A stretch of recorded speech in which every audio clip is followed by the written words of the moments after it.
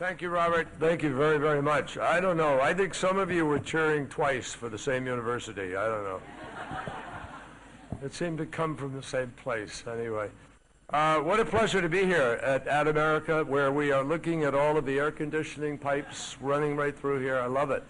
The spirit and feel of this place is very special, and it's wonderful to see our friends up here from Kalimantan and also everybody from Sumatra. Thank you very much for being with us. Can you hear me? Yeah, wave. Good. You know, do a few selfies. Everybody will. Anyway, it's really a pleasure to be here. I see a lot of iPads up in the air, so flashing away. This is special. Ambassador Blake, thank you for doing this. Thank you all for coming here today. I want to welcome all of those of you who are tuning in elsewhere. Some of you who are watching on a home webcast, and we're delighted to have you here. It's really a pleasure for me to be able to be back in Jakarta, back in Indonesia, where you have one of the richest ecosystems on Earth. And you live in a country that is at the top of the global rankings for both marine and terrestrial biodiversity.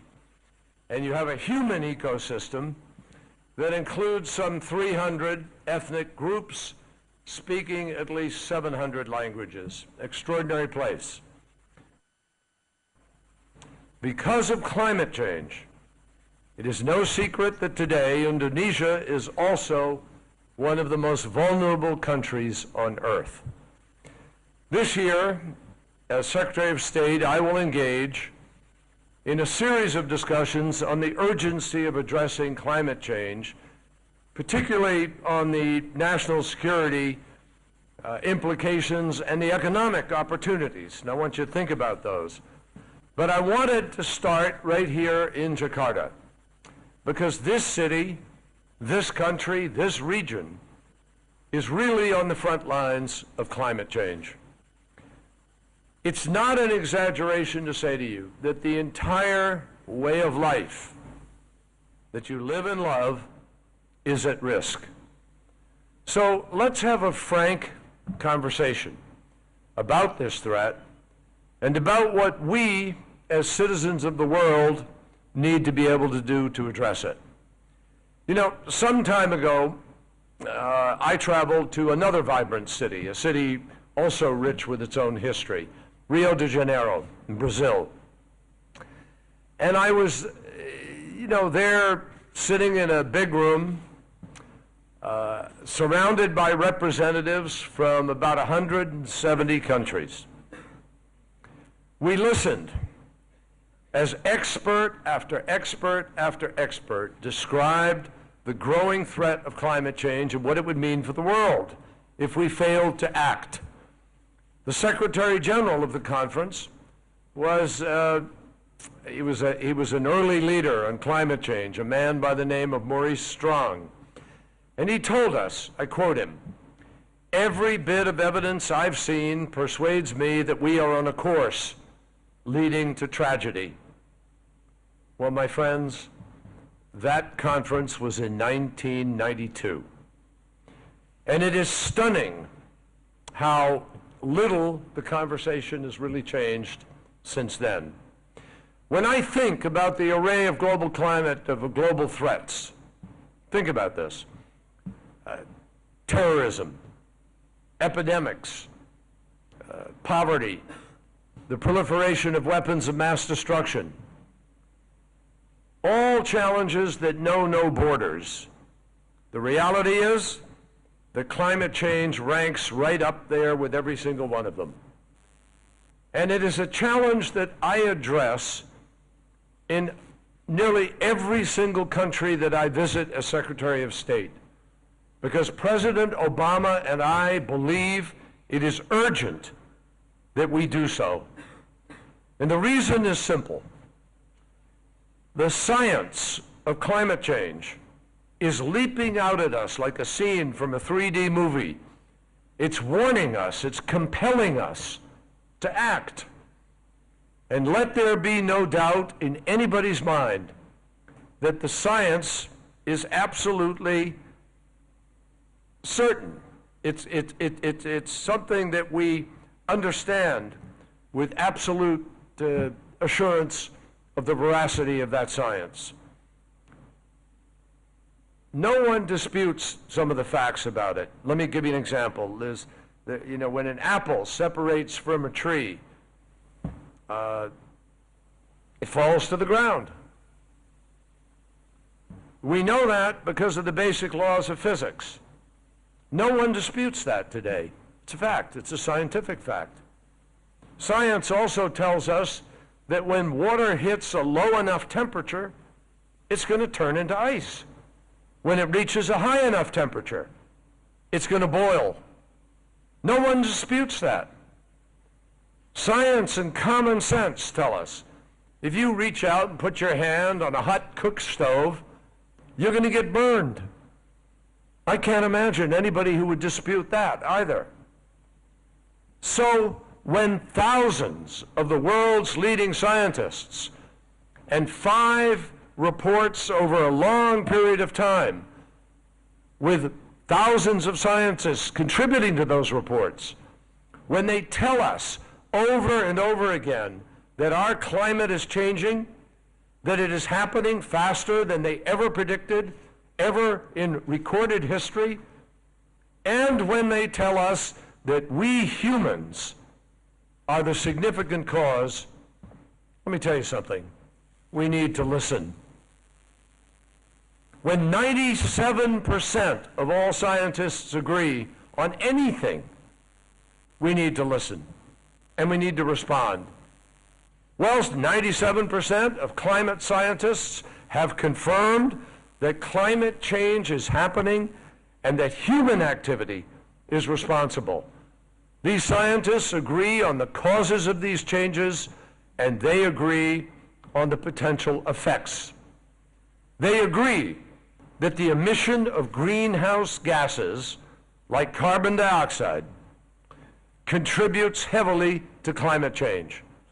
They agree that the energy sources that we've relied on for decades to fuel our cars and to heat our homes or to air condition our homes, all the things that provide us electricity, like oil and coal, that these are largely responsible for sending those greenhouse gases up into the atmosphere. And the scientists agree that emissions coming from deforestation and from agriculture can also send enormous quantities of carbon pollution into our atmosphere.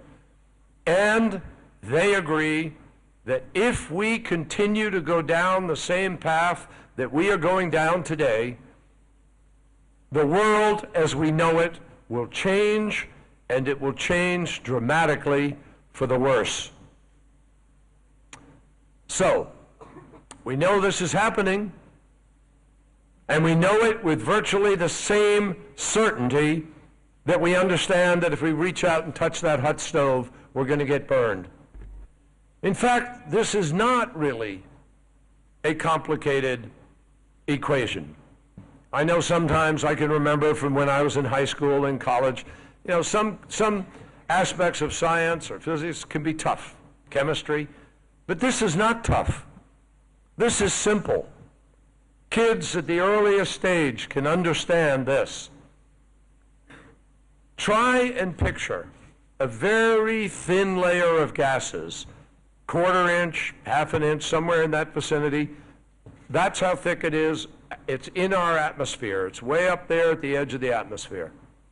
And for millions of years, literally millions of years, we know that layer has acted like a thermal blanket for the planet, trapping the sun's heat and warming the surface of the Earth to the ideal life-sustaining temperature. Average temperature of the Earth has been about 57 degrees Fahrenheit, which keeps life going. Life itself on Earth exists because of the so-called greenhouse effect. But in modern times, as human beings have emitted gases into the air that come from all the things we do, that blanket has grown thicker. and it traps more and more heat beneath it, raising the temperature of the planet. It's called the greenhouse effect because it works exactly like a greenhouse in which you grow a lot of the fruit that you eat here. This is what's causing climate change. It's a huge irony that the very same layer of gases that has made life possible on Earth from the beginning now makes possible the greatest threat that the planet has ever seen. And the results of our human activity are clear. If you ranked all the years in recorded history by average temperature, you'd see that 8 of the 10 hottest years have all happened within the last 10 years. Think about it this way. All 10 of the hottest years on record have actually happened since Google went online in 1998. Now that's how fast this change is happening. And because the Earth is getting hotter at such an alarming speed, glaciers in places like the Arctic are melting into the sea faster than we expected. And the sea is rising, slowly but rising, and will rise to dangerous levels. Scientists now predict that by the end of the century, the sea could rise by a full meter. Now, I know that to some people a meter may not sound like a lot, but I'll tell you this, it's enough to put half of Jakarta underwater. Just 1 meter would displace hundreds of millions of people worldwide and threaten billions of dollars in economic activity. It would put countries into jeopardy. It would put countless, come to the local level, it would put countless homes and schools and parks, entire cities at risk. Now, climate change also tragically means the end of some species. The changing sea temperature and the increasing amount of acidity. The acidity comes from coal-fired power plants and from the pollution. And when the rain falls, the rain spills the acidity into the ocean. And it means that certain species of fish, like cod or sardines, can no longer live where they once lived. This is devastating for the world's fisheries. And scientists predict that fisheries will be among the hardest hit. Just think about the fishermen who sell their fish catches at Pasar Ikan. Think about it. There are some studies that say that Indonesia's fisheries could actually lose up to 40% of what they currently bring in. So a fisherman who usually has about 100 fish to sell, one day would suddenly have only 60 or so for sale. The impact is obvious. Climate change also means water shortages. And if you have these enormous water shortages, then you have a change in the weather. Because of the weather patterns, you're going to wind up with droughts, the lack of water. And the droughts can become longer and more intense. In fact, this isn't something around the corner. This is happening now. We are seeing record droughts right now, and they're already putting a strain on water resources around the world. We've already seen in various parts of the world, in Africa, for instance, people fighting each other over water. And we've seen more conflicts shaping up now over the limits of water. Back in the United States, President Obama just the other day visited California, where millions of people are now experiencing the 13th month of the worst drought the state has seen in 500 years, and no relief is in sight. What used to be a 100-year or a 500-year event is now repeating itself within 10 years.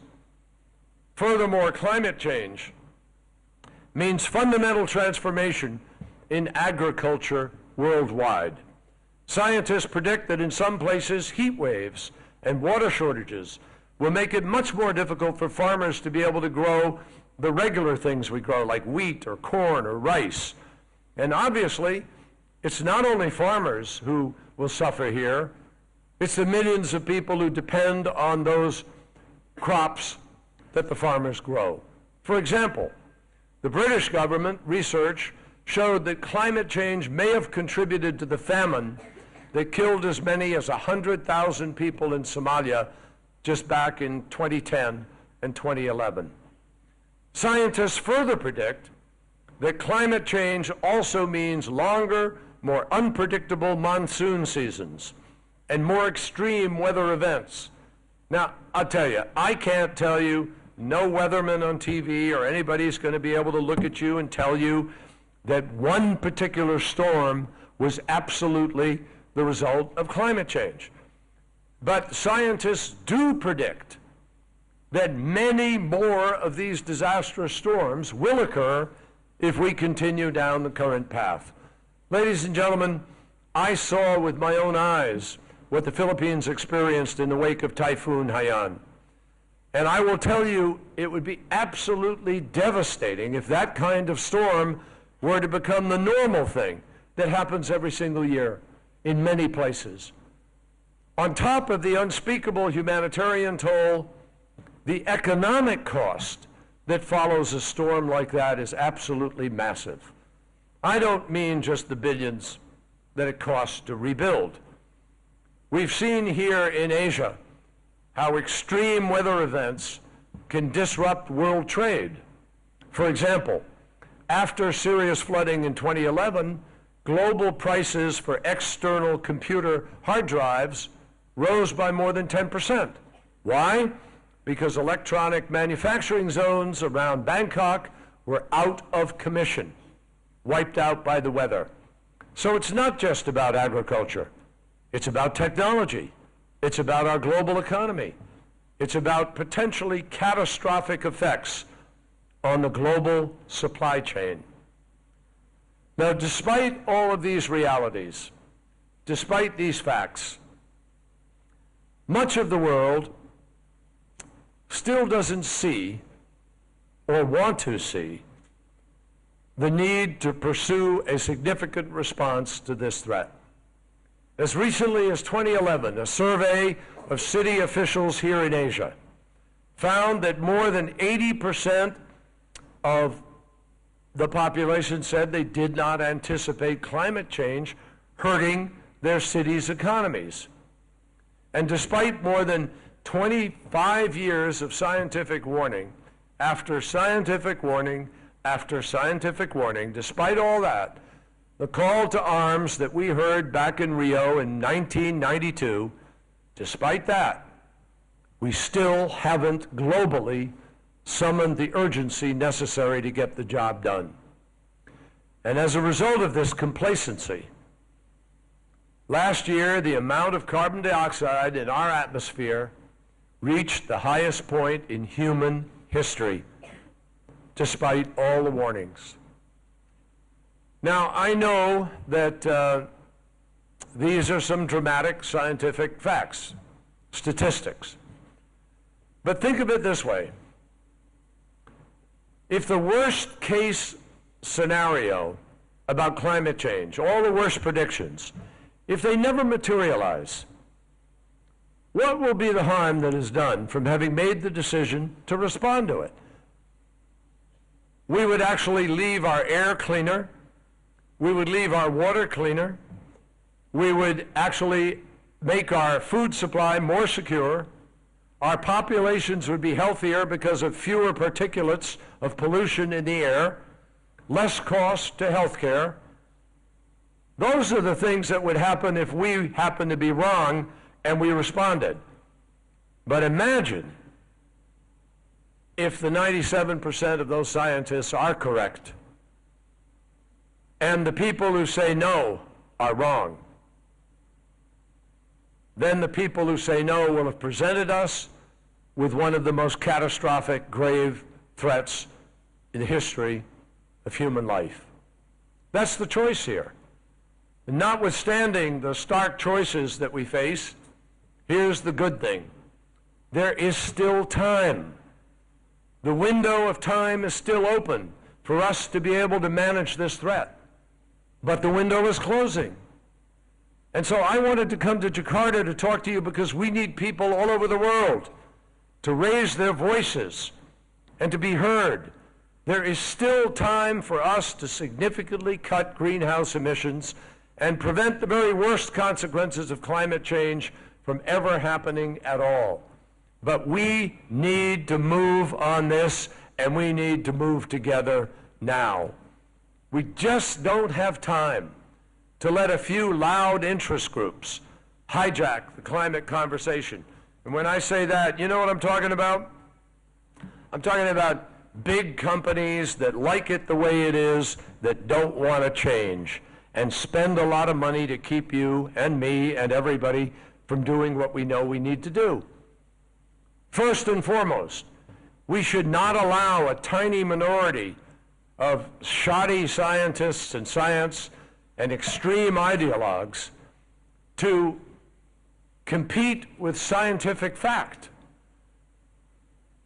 Nor should we allow any room for those who think that the costs associated with doing the right thing outweigh the benefits. There are people who say, oh, it's too expensive. We can't do this. No, folks. We certainly should not allow more time to be wasted by those who want to sit around debating whose responsibility it is to deal with this threat while we come closer and closer to the point of no return. I have to tell you, this is really not a normal kind of difference of opinion between people. Sometimes you can have a reasonable argument and a reasonable disagreement over an opinion you may have. This is not opinion. This is about facts. This is about science. The science is unequivocal. And those who refuse to believe it are simply burying their heads in the sand. Now, President Obama and I believe very deeply that we do not have time for a meeting anywhere of the Flat Earth Society. One of the arguments that we do here is that it's going to be too expensive to be able to address climate change. I have to tell you, that assertion could not be less grounded in fact. In fact, it's exactly the opposite. Serious analysts understand that the costs of doing nothing far outweigh the costs of investing in solutions now. You do not need a degree in economics or a graduate degree in business in order to understand that the cost of flooding, the cost of drought, the cost of famine, the cost of health care, the cost of addressing this challenge is simply far less. The costs of addressing this challenge are far less than the costs of doing nothing. Just look at the most recent analysis done by the World Bank, which estimates that by 2050, losses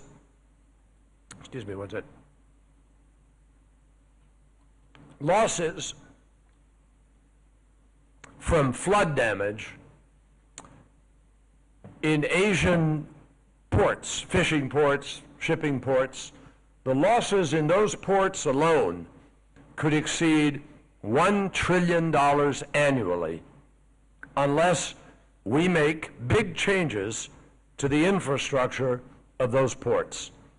Finally, if we truly want to prevent the worst consequences of climate change from happening, we do not have time to have a debate about whose responsibility this is. The answer is pretty simple. It's everyone's responsibility. Now, certainly some countries, and I will say this very clearly, some countries, including the United States, contribute more to the problem. And therefore, we have an obligation to contribute more to the solution. I agree with that. But ultimately, every nation on earth has a responsibility to do its part if we have any hope of leaving our future generations the safe and healthy planet that they deserve. You have a saying, I think, here in Indonesia, Luka di kaki, sakit seluruh badan.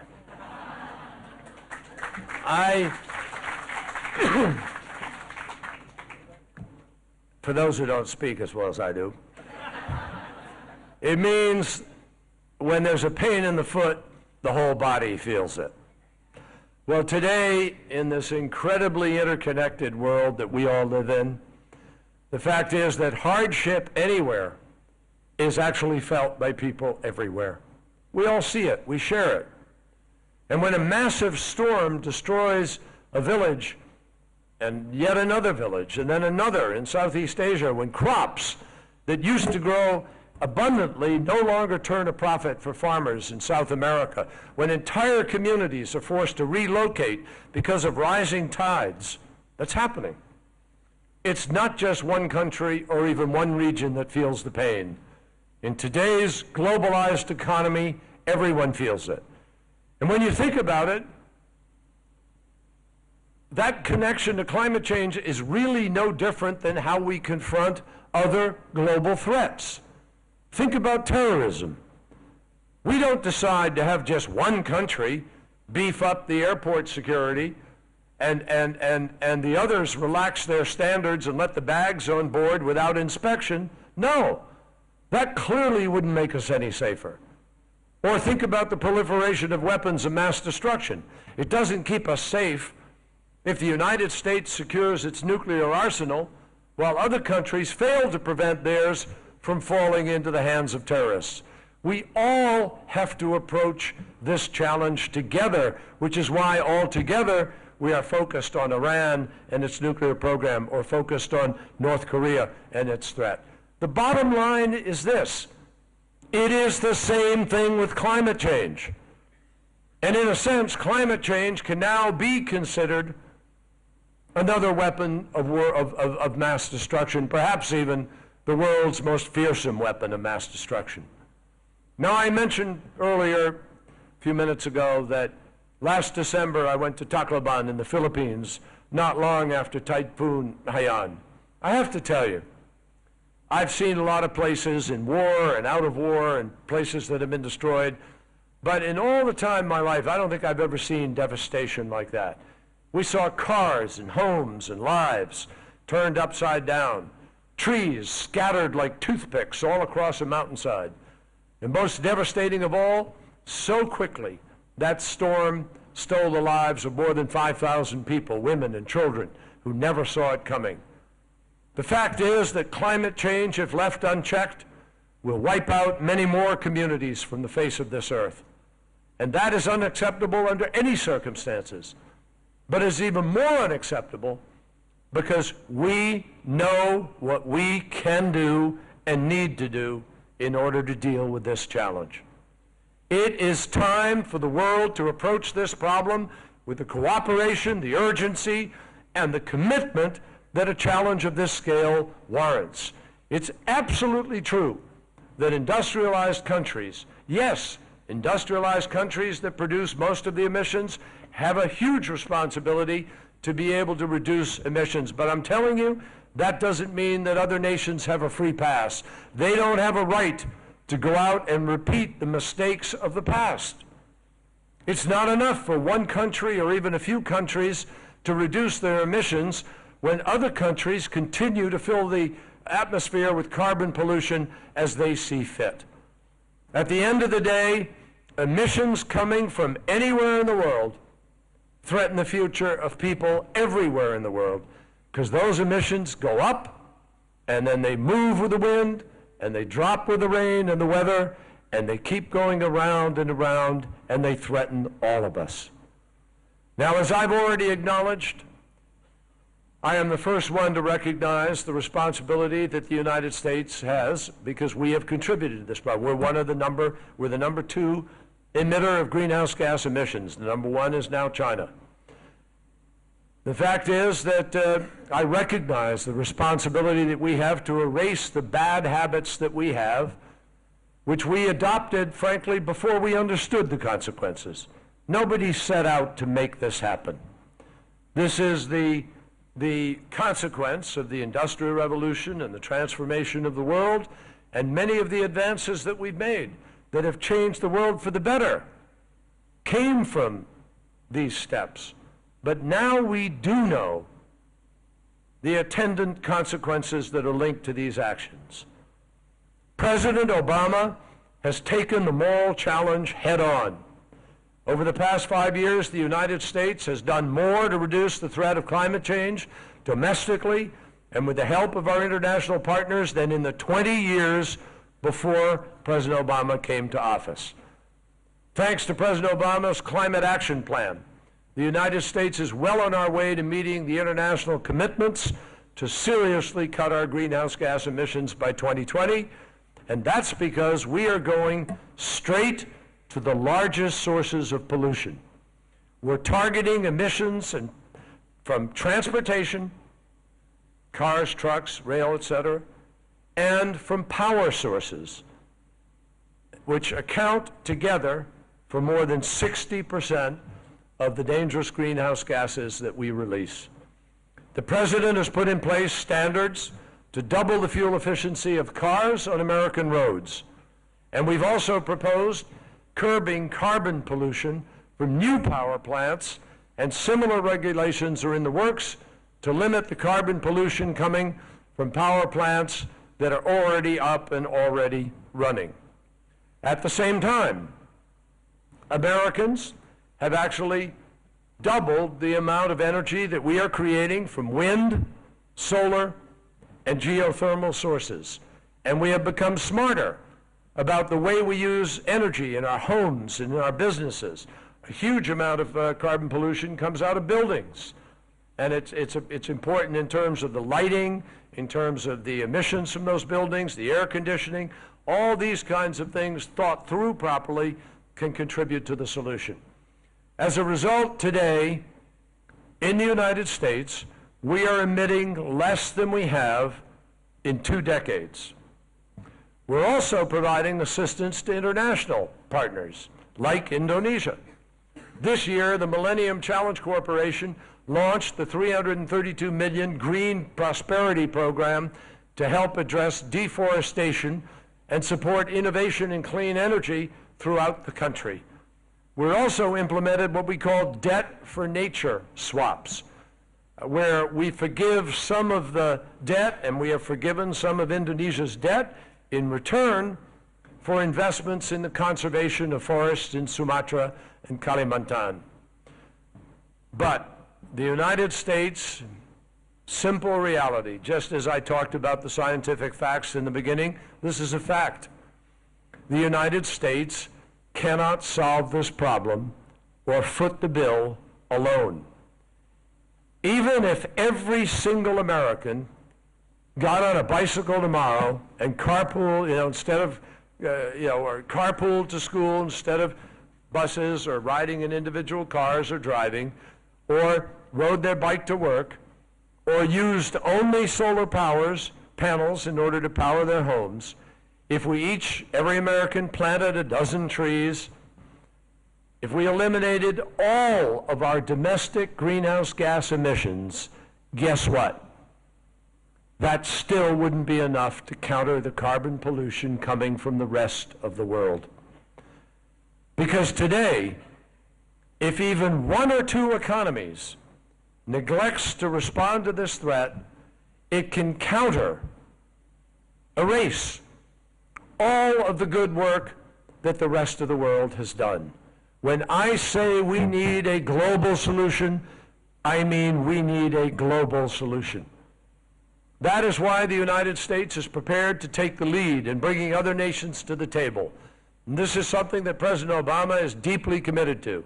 And as Secretary of State, I am personally committed to making sure that this work is front and center in all of our diplomatic efforts. This week, I will be instructing all of the chiefs of our missions at American embassies all over the world to make climate change a top priority and to use all of the tools of diplomacy that they have at their disposal in order to help address this threat. Now, I have just come here today, I arrived last night from China, where I met with government leaders and we discussed our cooperation, our collaboration on this climate change front at great length. The Chinese see firsthand, every single day, how dangerous pollution can be. I recently read that an 8-year-old girl was diagnosed with lung cancer because of all the air pollution that she was inhaling. 8 years old. And the devastating human toll of pollution, it comes with a very hefty price tag. Air pollution already costs China as much as 8% of its GDP, because two things happen as a result of the pollution. Healthcare spending goes up, and agricultural output goes down. Now, I am pleased to tell you that the leaders of China agree that it is time to pursue a cleaner path forward. And China is taking steps. And we have already taken significant steps together through the U.S.-China Climate Change Working Group that we launched in Beijing last year.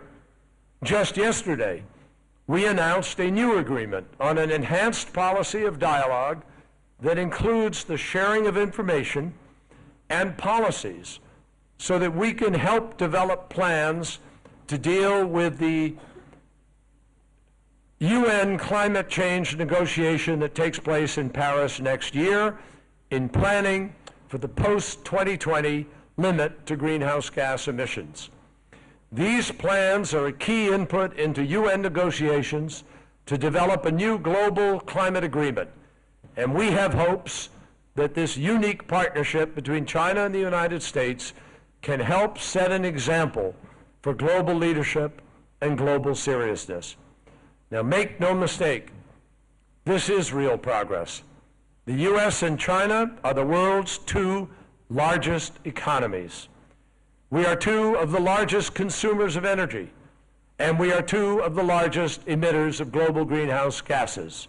Together, we account for roughly 40% of the world's emissions. But this is not just about China and the United States. It's about every country on earth doing whatever it can to pursue cleaner and healthier energy sources. And it's about all of us literally treating the pain in the foot so the whole body hurts a little less. Now, this is going to require us to continue the UN negotiations and ultimately finalize an ambitious global agreement in Paris next year. And nations need to also be pursuing smaller bilateral agreements, public-private partnerships, independent domestic initiatives. You name it. There's nothing to stop any of you from helping to push here to pick things that you can do in Indonesia. It's time for us to recognize that the choices the world makes in the coming months and years will directly and substantially affect our quality of life for generations to come. Now, I'll tell you, I'm looking out at a young audience here. All of you are the leaders of the future. And what we're talking about is, what kind of world are we going to leave you? I know that some of what I'm talking about here today, it seems awful big. Some of it may even seem like it's out of reach to you. But I have to tell you, it's not.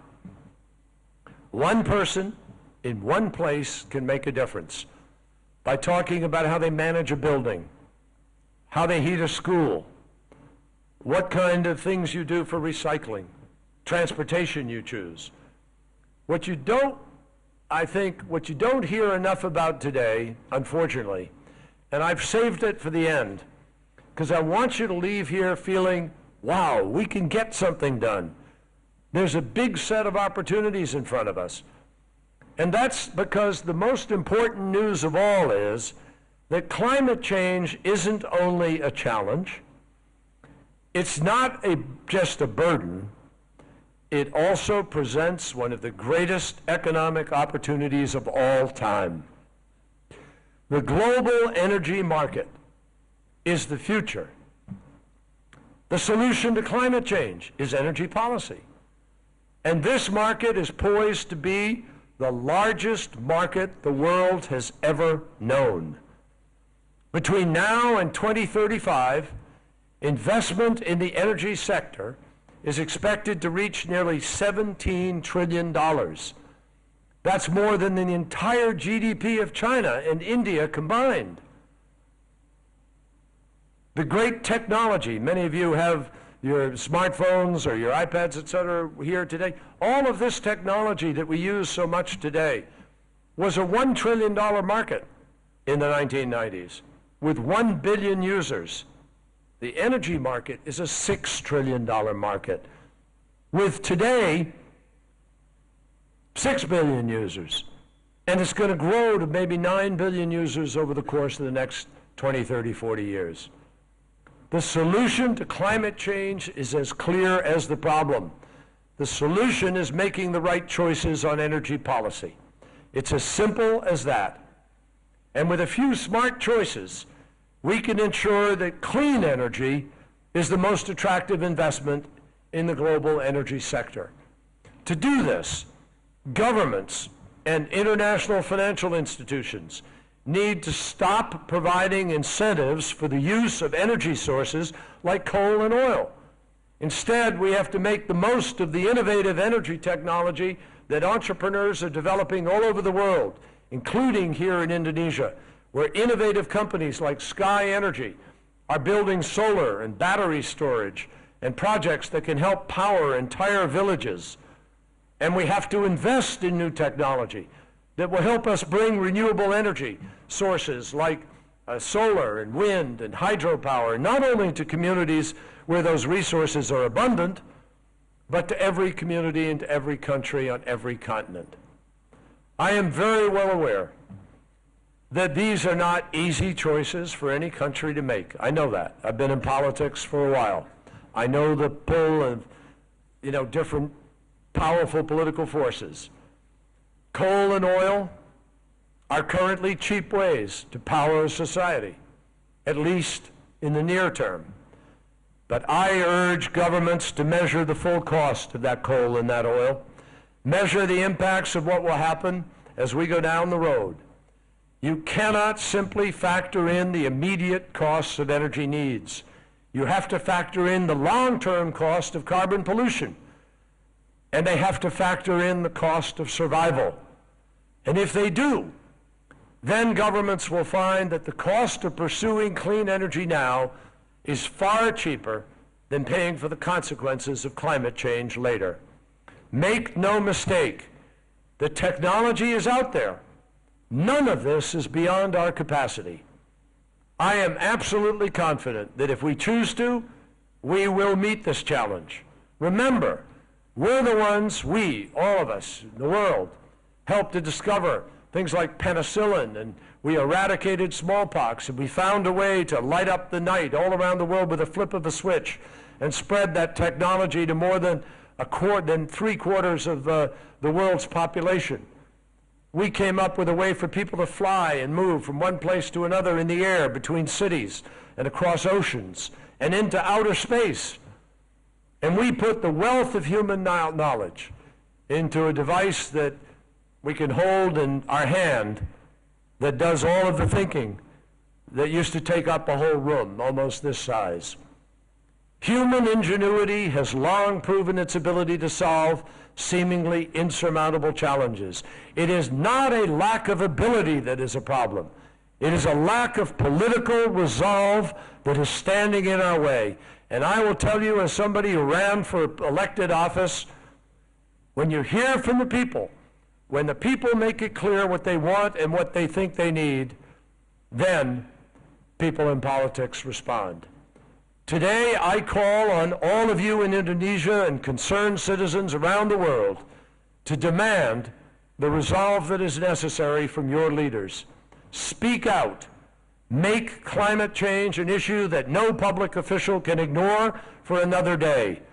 Make a transition towards clean energy the only plan that you are willing to accept. And if we come together now, we can not only meet the challenge, we can create jobs and economic growth in every corner of the globe. We can clean up the air. We can improve the health of people. We can have greater security. We can make our neighborhoods healthier places to live. We can help ensure that farmers and fishers can still make a sustainable living and feed our communities, and we can avoid disputes and even entire wars over oil, water, and other limited resources. we can make good on the moral responsibility we all have to leave future generations with a planet that is clean and healthy and sustainable for the future. The United States is ready to work with you in this endeavor. With Indonesia and the rest of the world pulling in the same direction, we can meet this challenge, the greatest challenge of our generation, and we can create the future that everybody dreams of. Thank you all very much for letting me be with you. Thank you.